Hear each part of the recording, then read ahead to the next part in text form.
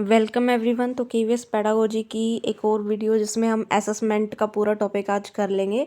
ठीक है, बाइलिंगुअल है ये भी। कुछ कुछ चीज़ें ऐसी हैं जो आप ज़्यादा डिफ़िकल्ट नहीं है उनको इंटरप्रेट कर सकते हो। सो आज करेंगे assessment of learning, for learning, as learning. ठीक है, तो जल्दी से टॉपिक स्टार्ट करते हैं फ्रेंड्स। तो कंसर्न सब टॉपिक्स जो हैं आज के वो रहने वाले हैं। असेसमेंट ऑफ लर्निंग, पहले तो असेसमेंट होता क्या है? असेसमेंट ऑफ लर्निंग यानी आकलन। ठीक है, सीखने के लिए आकलन। Assessment for learning, assessment as learning. ठीक है, इन सब का मीनिंग, पर्पस और इनकी कंसिडरेशन इन प्लानिंग ईच। देखो पहले समझ लेते हैं। देखो इन तीनों का मीनिंग क्या है, पर्पस इनका काम क्या है और इनकी कंसिडरेशन इन प्लानिंग ईच। जब इन तीनों में से किसी को भी आप प्लान कर रहे हो एज ए टीचर, तो आपको कौन कौन सी चीज़ें कंसिडर करनी है, यानी कौन कौन सी चीज़ें ध्यान में रखनी है। ठीक है, तो चलो स्टार्ट करते हैं। असेसमेंट, सबसे पहले तो असेसमेंट क्या होता है? ठीक है, देखो इससे पहले हमने इवेलुएशन पढ़ा है। What is evaluation and what is assessment? देखो मैं बताती हूँ आपको। जैसे आपने कोई भी टेस्ट लिया और इस टेस्ट में आपने स्टूडेंट्स को दिए मार्क्स। ठीक है, जैसे 20 मार्क्स आए आउट ऑफ 25 मान लो। ये है मेजरमेंट। क्या है ये? मेजरमेंट। जब थ्रू आउट द ईयर आप ऐसे इस तरीके के टेस्टिंग ले रहे हो या थ्रू आउट द सेमेस्टर, वो किस में आता है? असेसमेंट में आता है। ये सारे टेस्ट या और जो भी चीज़ें आपने की किस में आई? असेसमेंट में। Now evaluation. देखो असेसमेंट जो होती है वो लर्निंग प्रोसेस की होती है। ठीक है, और इवेलुएशन जो है और भी एक बड़ा कॉन्सेप्ट है। इन दोनों को गेन करके रखता है असेसमेंट। इवेलुएशन में सारी चीज़ें आती हैं, लर्निंग से रिलेटेड भी यानी स्कॉलास्टिक एरियाज भी और को स्कॉलास्टिक एरियाज भी, गेम्स, स्पोर्ट्स है ना, आर्ट, म्यूज़िक, इनसे भी रिलेटेड। ठीक है, तो ये डिफरेंस है मेजरमेंट में, असेसमेंट में और इवेलुएशन में। इवेलुएशन हम पढ़ चुके हैं, अभी हम सिर्फ असेसमेंट पढ़ेंगे कि जो लर्निंग प्रोसेस है उसके अंदर असेसमेंट आप कैसे कर सकते हो। ठीक है, तो लर्निंग प्रोसेस जो है उसके अंदर जब आप गोल्स और ऑब्जेक्टिव जो है उनको अटेन करने की कोशिश करते हो, उसके लिए इन्फॉर्मेशन कलेक्ट करते हो, टेस्ट वगैरह लेते हो, तो ये किस में आता है? असेसमेंट में आता है। ठीक, एक ये डेफिनेशन है, a systematic procedure for collecting information that can be use to make inferences about the characteristics of people और ऑब्जेक्ट। और जो लर्निंग ऑब्जेक्टिव जो हैं वो कितने गेन हुए हैं, नहीं हुए हैं। ठीक है, लेकिन ये कंटिन्यूस एंड कॉम्प्रिहेंसिव इवेल्युएशन के जैसा नहीं है, ये इससे डिफरेंट है।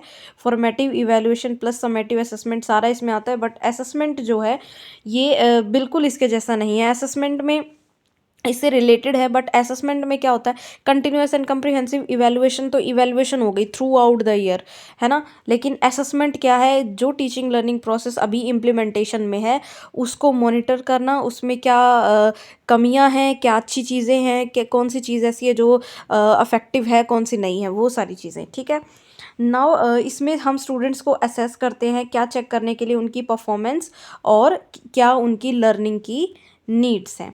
Now types of assessment. Assessment कितने टाइप्स की होती है? देखो असेसमेंट वैसे तो 4 टाइप की होती है, ऑफ, फोर, एस, लेकिन हमसे 3 ही पूछी हुई हैं।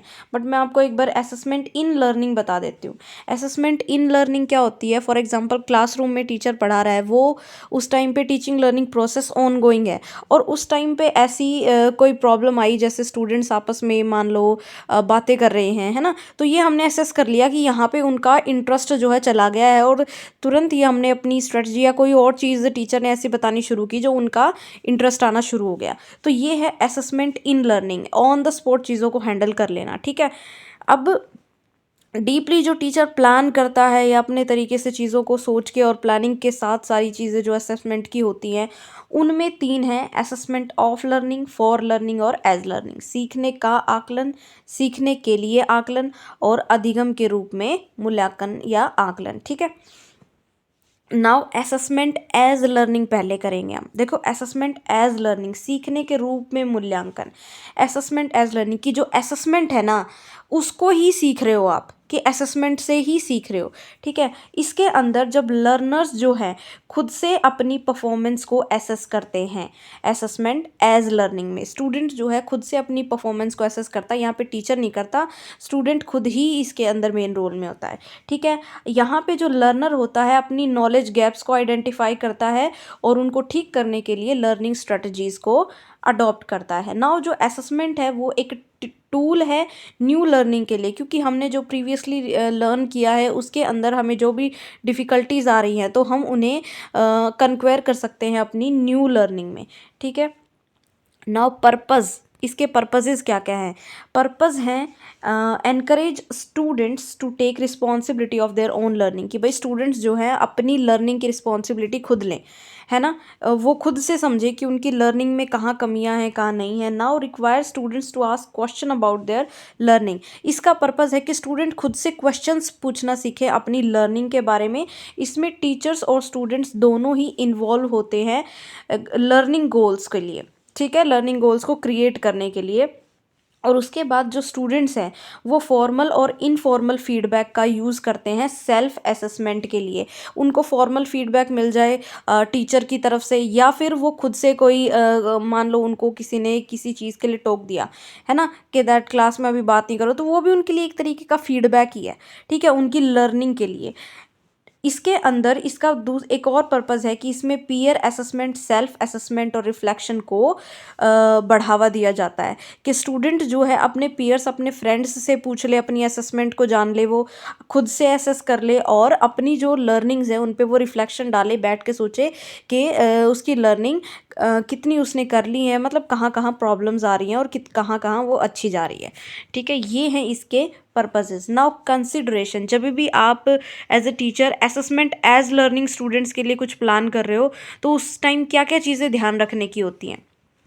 तो असेसमेंट एज लर्निंग में सबसे पहली चीज़ है कि लर्नर्स को अपॉर्चुनिटी मिले कि वो क्या लर्न कर रहे हैं, है ना। उनको पहले पता तो चले कि वो लर्न क्या कर रहे हैं, उनको ऐसी कोई अपॉर्चुनिटी दो लर्न करने की। ठीक है, उसके बाद उनको फीडबैक भी मिलना चाहिए उसके बारे में, तभी तो वो सोचना स्टार्ट करेंगे। उसके बाद कुछ ऐसी एक्टिविटीज़ ज़रूर ऑर्गेनाइज करवानी है जिसके अंदर पर्सनल एक्सपीरियंस जो है बच्चे के अंदर डेवलप हो, और उसके बाद में वो खुद से अपनी नॉलेज को कंस्ट्रक्ट करना सीखे और अपना मीनिंग बनाना सीखे। अगली कंसिडरेशन रखनी चाहिए आपको कि वो जो है स्टूडेंट अपनी लर्निंग को खुद से कंपेयर करे, टीचर कंपेयर ना करके बताए। कुछ ऐसी चीज़ें आपको करनी है कि वो खुद से कंपैरिजन करे। मान लो जैसे किसी एक सब्जेक्ट में उसके जो ग्रेड है वो ए आ गई एकेडमिक में, लेकिन वही असाइनमेंट में या प्रैक्टिकल में उसके ग्रेड बी आई, तो यहाँ पे स्टूडेंट जो है कंपैरिजन करेगा खुद से कि इसमें तो इतना अच्छा है और इसमें कम आया है ना। तो ये चीज़ें होती हैं कि स्टूडेंट को खुद से अपनी लर्निंग को इवेलुएट या असेस करना है, सेल्फ असेसमेंट। जो स्टूडेंट है उसका रोल यहाँ पे इम्पॉर्टेंट है, टीचर से ज़्यादा इम्पॉर्टेंट है। तो यानी यहाँ पे हम असेसमेंट स्टूडेंट को ही करना सिखा रहे हैं। ऐसी चीज़ें हमें ध्यान में रख के चलनी है कि स्टूडेंट खुद से अपनी असेसमेंट करना सीख जाए। ठीक है। Now assessment for learning. Assessment for learning क्या होती है? देखो, असेसमेंट फॉर लर्निंग, लर्निंग सीखने के लिए आकलन। कुछ भी आप पढ़ रहे हो उसके लिए आप असेस कर रहे हो। ठीक है, आपको सीखना है और अच्छा सीखना है, उसके लिए असेस करना। नाउ इसमें क्या होता है, ये जो प्रोसेस है टीचिंग लर्निंग की, इसके अंदर जो असेसमेंट है वो इनबिल्ट होती है, कि मतलब teaching learning process through out the session, जब भी आप पढ़ा रहे हो, बच्चे पढ़ रहे हैं, सीख रहे हैं, उनके अंदर असेसमेंट होनी ही होनी चाहिए। क्योंकि असेसमेंट होगी तभी, जैसे टेस्ट लिया, वहाँ पे स्टूडेंट्स को अपने मार्क्स पता चल गए किसी लेसन के या किसी यूनिट के, तो वहाँ पे उसको एक फीडबैक मिल गया ना। वो आगे जो लर्निंग करेगा, उसकी आगे की जो लर्निंग होगी वो उसको पता होगी कि अभी वीक चल रही है और मुझे इम्प्रूव करना है। और यहाँ पे फीडबैक ना कि सिर्फ स्टूडेंट को मिलेगा, टीचर को भी मिलेगा। तो इसका मेन ऑब्जेक्टिव जो है वो टीचिंग और जो लर्निंग प्रोसेस है उनको उसको एनहांस करने का है। टीचर को भी पता रहेगा कि इस मेथड से मैंने पढ़ाया था और स्टूडेंट्स को इम्प्रूव करवाना है, और इस मेथड, ये मेथड इतना इफेक्टिव रहा और ये मेथड कम इफेक्टिव रहा। तो ये दोनों के लिए फीडबैक है assessment for learning. Now teaching learning process के साथ ही क्लासरूम में ही ये असेसमेंट जो है वो होती है, और ये बहुत ज़्यादा फ्रीक्वेंट और मोस्टली अनस्ट्रक्चर्ड होती है। मतलब टीचर ने इसके लिए कोई खास प्लानिंग नहीं की होती। जैसे कोई भी क्लासरूम सिचुएशन में कोई प्रॉब्लम आई, आप किसी मेथड से पढ़ा रहे हो, है ना, ठीक है, वहाँ पे बच्चे इंटरेस्ट नहीं ले रहे हैं तो आपने दूसरा मेथड अडॉप्ट कर लिया, या किसी टेस्ट में स्टूडेंट्स के मार्क्स कम आए तो वहाँ पर आपको पता चल जाएगा कि मेथड कम इफेक्टिव था। Also referred as formative assessment, ये फॉर्मेटिव असेसमेंट की तरह रेफर किया जाता है। इसमें थ्रू आउट द सेशन जो भी मान लो हाफ ईयरली सेमेस्टर वाइज है, तो आपने lesson bye lesson, topic by topic या यूनिट बाय यूनिट जब आप भी स्टूडेंट्स की टेस्टिंग कर रहे हो, वहाँ पे कंटिन्यूसली टेस्टिंग और उनकी असेसमेंट हो रही है, चाहे किसी गेम से रिलेटेड हो या किसी एक्टिविटी से रिलेटेड हो, चाहे उनको आप कोई ऐसी सिचुएशन लर्निंग सिचुएशन में डाल रहे हो। Now purposes of assessment for learning, learning के लिए जो असेसमेंट हम कर रहे हैं उनके पर्पजेज क्या क्या हैं, किस पर्पज से हम असेसमेंट फॉर लर्निंग करते हैं। देखो सबसे पहले तो अगर हम असेसमेंट कर रहे हैं ना, असेसमेंट के बाद जो भी रिजल्ट आए हमें एक चीज़ ज़रूर रखनी है कि ऑल स्टूडेंट्स कैन इम्प्रूव। सबसे बड़ा एक मेन पर्पज़ यही होता है कि जितने भी स्टूडेंट्स हैं, ठीक है, वो उनकी इम्प्रूवमेंट हो सकती है। हमें ये नहीं सोचना कि इम्प्रूव नहीं कर सकते, हम उन्हें इम्प्रूव कर सकते हैं, उनकी परफॉर्मेंस को इम्प्रूव कर सकते हैं। नाउ ये एक तरीके का व्यू है लर्निंग को देखने का, जिसमें जो असेसमेंट है वो स्टूडेंट्स की हेल्प करती है उनको उनकी लर्निंग को बेटर बनाने में, ठीक है, सिर्फ मार्क्स अच्छे लाने में नहीं बल्कि उनकी लर्निंग को भी हम बेटर बना पाएँ, लर्निंग प्रोसेस को, टीचिंग लर्निंग प्रोसेस को बेटर बना पाएँ और एक अच्छा लर्निंग एनवायरनमेंट स्टूडेंट्स को दे पाएँ।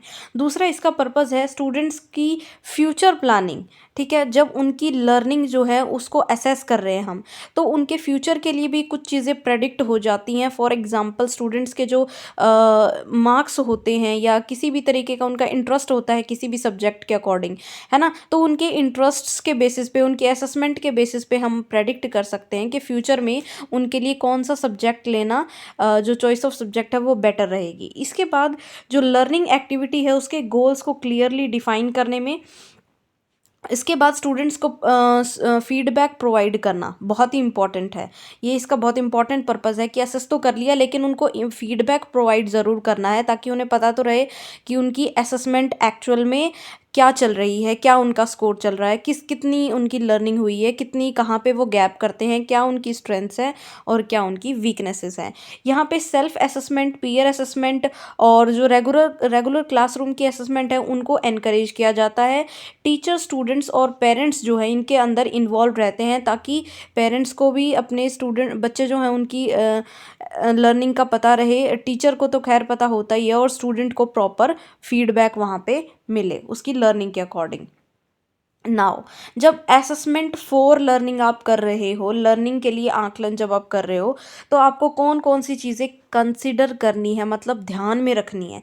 बच्चे लर्न कैसे करते हैं, है ना, वो चीज़ सबसे पहले हमें सोच के चलनी है कि उनकी लर्निंग प्रोसेस एक्चुअल में है क्या, और उसके अकॉर्डिंग उनकी ZPD डेवलपमेंट होती है कि जहाँ पे आप बच्चे की हेल्प करके उसकी लर्निंग को नेक्स्ट लेवल पे लेके जा सकते हो। ये जोन ऑफ प्रॉक्सिमल डेवलपमेंट होता है, उनकी मैक्सिमम लर्निंग को इंश्योर करें, ठीक है। इसके बाद हमें एक चीज़ और इंश्योर करनी है कि जो भी बच्चे ने सीखा है वो उसके बिहेवियर में ज़रूर रिफ्लेक्ट हो, कि मतलब फॉर एग्जांपल अगर आपने बच्चे को सिखाया कि एनवायरनमेंट में प्लास्टिक ऐड करने से एनवायरनमेंट पोल्यूशन होता है, तो उसके बिहेवियर में वो चीज़ आई कि नहीं, उसने प्लास्टिक का यूज़ करना बंद किया कि नहीं, है ना, उसके बिहेवियर में ज़रूर होनी चाहिए वो चीज़ है। ये चीज़ हमें ध्यान रखनी है कि बच्चों के बिहेवियर में भी आए।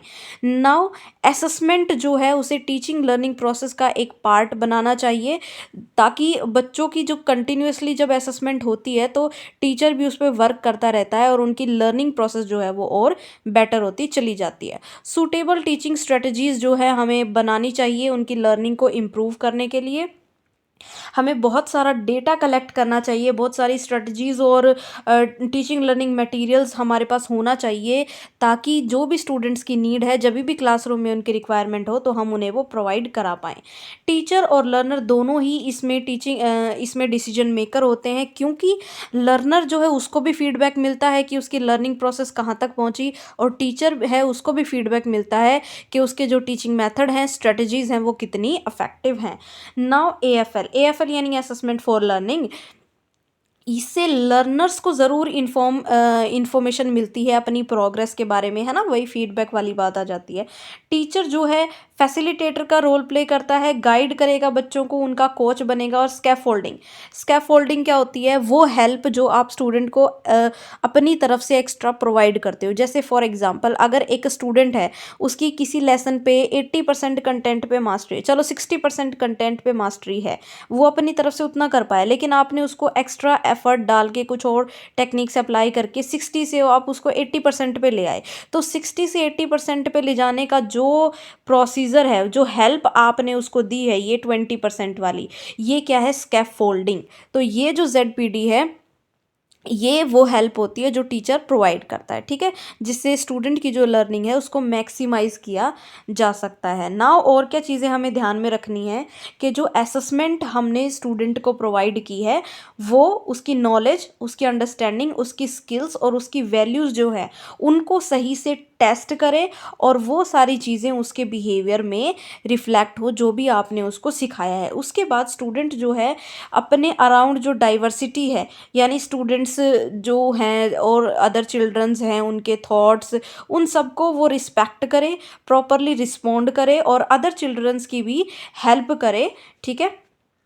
नाउ हमें स्टूडेंट्स को वो एक हेल्प प्रोवाइड करनी है कि वो लर्निंग को ईजिली एक सिंपल तरीके में समझ पाएँ, ठीक है, पेरेंट्स भी, चिल्ड्रंस भी और अदर फैक्टर्स भी, ठीक है। नाउ असेसमेंट ऑफ लर्निंग यानी सीखने का आकलन, किस जो आपने लर्न की कर लिया है, अब असेसमेंट ऑफ लर्निंग, अब जो लर्न कर चुके हो उसका आकलन हमें करना है, उसका असेसमेंट अब करना है, ठीक है। मतलब थ्रू आउट द ईयर या फिर थ्रू आउट ए सेमेस्टर आप जो कुछ पढ़ चुके हो उसका असेसमेंट करना है। तो समझ रहे हो, यहाँ पे ये लास्ट में होता है, यहाँ पे फोकस होता है लर्नर की अचीवमेंट पे कि लर्नर ने अब कितना अचीव कर लिया किसी एक सेमेस्टर में या पूरे ही सेशन में जो आपने उसको पढ़ा दिया है, कितने उसकी आउटकम है, ठीक है। ये समेटिव असेसमेंट को कई बार रेफर करता है, ठीक है, जैसे समेटिव असेसमेंट होती है ना, एनुअल असेसमेंट या सेमेस्टर की असेसमेंट, वैसे ही ये असेसमेंट ऑफ लर्निंग किसको रेफर करती है, समेटिव असेसमेंट की तरह होती है ये। और इसमें जो टीचर है at the end of unit या टर्म या सेमेस्टर, ठीक है, ग्रेड देता है या रैंक देता है किसको, लर्नर्स को, ठीक है। ये होता है असेसमेंट ऑफ लर्निंग, जो लर्न कर लिया है उसका असेसमेंट। और हाँ, असेसमेंट का एक पॉजिटिव पॉइंट है कि उसके बाद हम अपनी टीचिंग स्ट्रेटजीज को इम्प्रूव कर सकते हैं और स्टूडेंट्स भी अपनी लर्निंग के अकॉर्डिंग उनकी जो नीड्स हैं वो उनको समझ के और अपनी लर्निंग को और बेटर कर सकते। Now purposes of assessment of learning, now assessment of learning है जो सीखने का आकलन है, सीखने के बाद जो आकलन किया है हमने उसका पर्पस क्या है। सबसे पहले तो जब ये पर्पस असेसमेंट ऑफ लर्निंग हो चुका है तो उससे हम अपना फ्यूचर लर्निंग के बारे में प्रेडिक्शन कर सकते हैं, अपने गोल्स सेट कर सकते हैं। दूसरा, हमें जो भी वहाँ से रिपोर्ट कार्ड जो मिला है, जो भी हमारा असेसमेंट आया है, ठीक है, उसके बाद हम उसे एज एन एविडेंस, अपनी अचीवमेंट का एविडेंस उसको जो है दिखा सकते हैं। उसके बाद ये एक ट्रांसपेरेंट इंटरप्रिटेशन है, जैसे टीचर ने क्लास में टेस्ट ही ले लिया, ठीक है, तो टीचर उसके बाद सबके मार्क्स बताता है, तो वो एक ट्रांसपेरेंट इंटरप्रिटेशन है ना, सारी क्लास के सामने कि आपने ये इतना अचीव किया है। नाउ जब असेसमेंट ऑफ लर्निंग कर रहे हैं तो हमें किन किन बातों को कंसिडर करना चाहिए। पहली बात तो जब असेसमेंट है वो फेयर तरीके से हो, ठीक है, फेयर तरीके से हो, ये भी रिलीएबल होनी चाहिए, वैलिड होनी चाहिए जो असेसमेंट है, मतलब ये नहीं कि बायस्ड हो। अब वेरियस फॉर्म्स ऑफ टेस्ट इसमें लिए जाते हैं, क्वांटिटी को भी चेक करते हैं ये, ठीक है, और आपकी क्वालिटी को भी चेक करते हैं, और यहाँ पे ग्रेड्स और मार्क्स जो हैं आपको असाइन किए जाते हैं। नाउ इसमें जो कंपैरिजन है वो हाई एंड लो अचीवमेंट और पास और फेल का होता है, और स्कूल रिपोर्ट कार्ड जो मिलता है स्टूडेंट्स को वो फीडबैक प्रोवाइड करता है पेरेंट्स को भी कि उनका जो बच्चा है उसकी परफॉर्मेंस क्या है। तो one more topic is completed and इसके बाद एक टॉपिक बचा है सेकंड यूनिट में, फिर ये कंप्लीट हो जाएगी। उसके बाद हम आगे भी कंटिन्यू करेंगे, और अगर आपको और वीडियोस फर्स्ट और सेकंड यूनिट की और वीडियोस देखनी है तो प्लेलिस्ट मिलेगी आपको, उसको ज्वाइन करो। उसके अंदर फर्स्ट यूनिट तो हम कर चुके हैं, सेकंड यूनिट की वीडियोस भी जो हैं ऐड हो जाएंगी। So all the best guys and have a good day.